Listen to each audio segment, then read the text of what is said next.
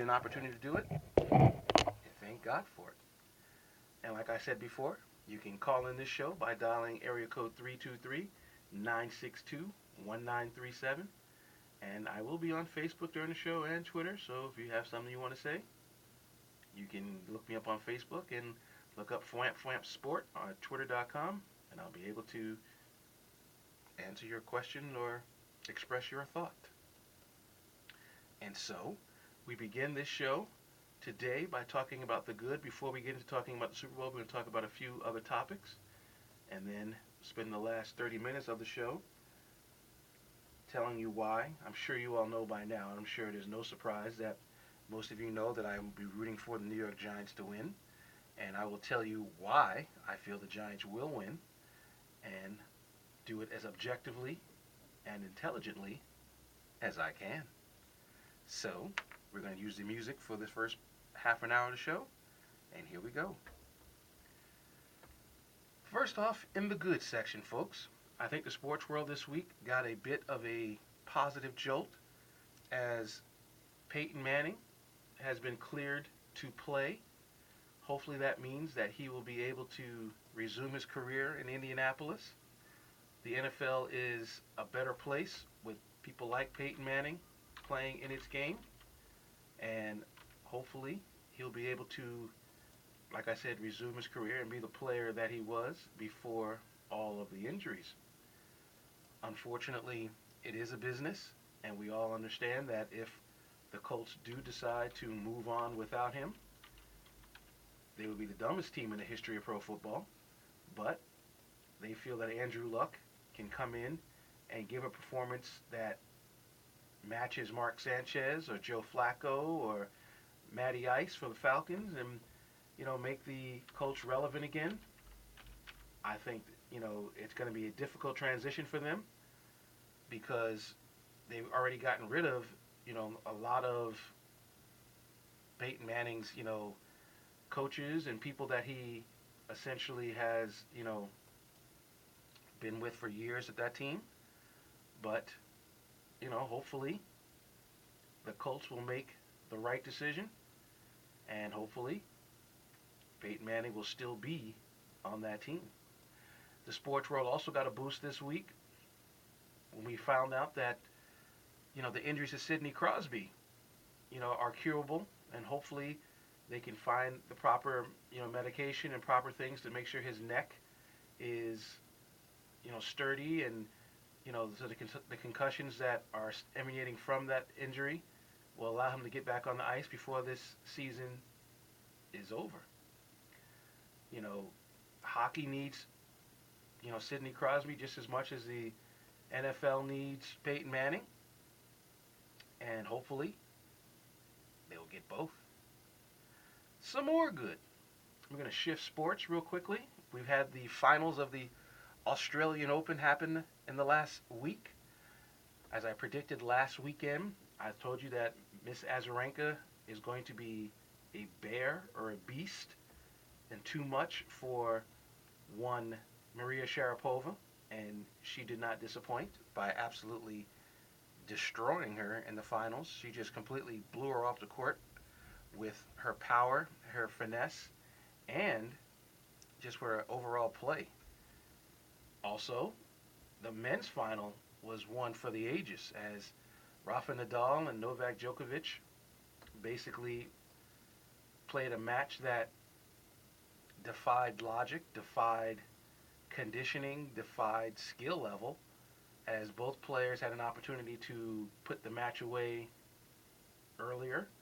But fortunately for Novak Djokovic, Nadal had a glitch in the fifth set, and unfortunately he could not overcome. He had two chances actually to put that match away. He was up 4-2 in the fifth, and then got broken and had an opportunity to break back to put himself at 5-3. But I guess that's why Novak Djokovic is number one player in the world, and he found a way to get it done. Other good news in the world of sports, even though Tiger Woods did not win the tournament last week, he shot an even par on the final day. He did lose to a guy who no one has probably ever heard of, and will only remember because of the fact that he beat Tiger Woods in this tournament, but Tiger Woods is continuing his progress towards, you know, his eventual goal, which is to try and somehow, some way, get himself in position to win him a 15th major and to continue on his path to pass Jack Nicklaus. He starts his American tour next week at Pebble Beach, and we wish him well. And he's serving notice to the world that he is back. Some more great news out here. It's funny. Living out here, all we hear about is USC football. And we also hear a lot about the the Lakers. We don't hear much about the Clippers. And the Los Angeles Clippers, folks, although they lost last night because I believe they were exhausted from just the grind of 4 games in 5 nights, they are for real. And they are showing you, in my opinion, basically why you win in the NBA. You win with good point guard play. You win with somebody who's on the floor who tells you who gets the ball and when they get the ball and who wants to play and pass the ball to you. And the Clippers got even better news today as Kenyon Martin has signed with the team, or is in the process of signing with the team, to give that team much needed depth up front, because basically when they go to the bench, they have no front court scoring, because Blake Griffin is actually the only forward on that team that scores, or only of the big men that score.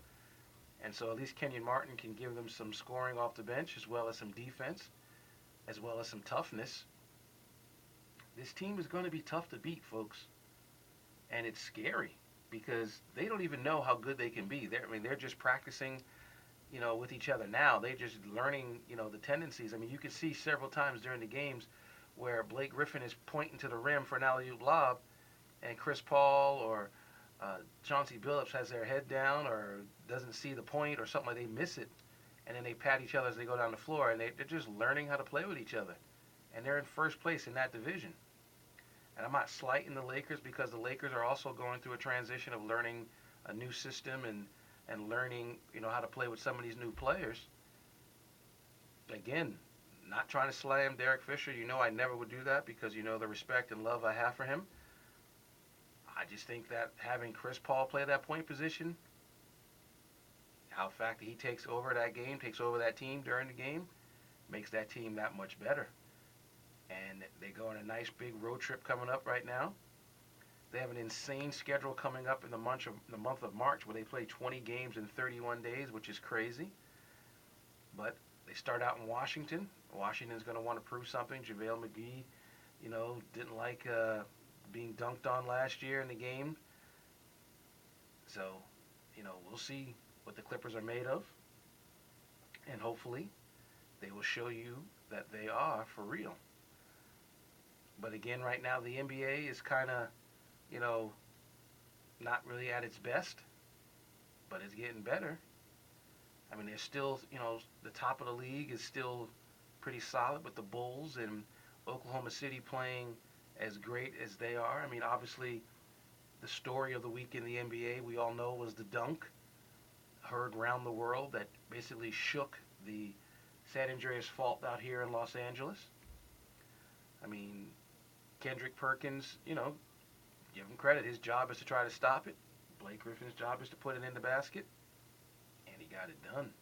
And he almost had another one last night, but I guess Moskov fouled him a little too hard, so he couldn't put it down. But that would have been insane had that gone down, and maybe that might have inspired the Clippers to play better last night. But it didn't happen. And we'll be back to talk some more good, the bad, and the ugly in the world of sports. We're going to talk some bad. And we'll do it on 89.7 KLAS FM. Thank you for joining me. Like I said, you can call in the show by dialing 323-962-1937. I'll be talking all Super Bowl from 4:30 to the end of the show. But right now, I'm just going to talk about the rest of the world in sports. And we'll do that after this. My friend John and I think the road rules. We've got lots of ideas on where to go. Unfortunately, we're a little low on bucks. I'm thinking we're going nowhere fast. Then John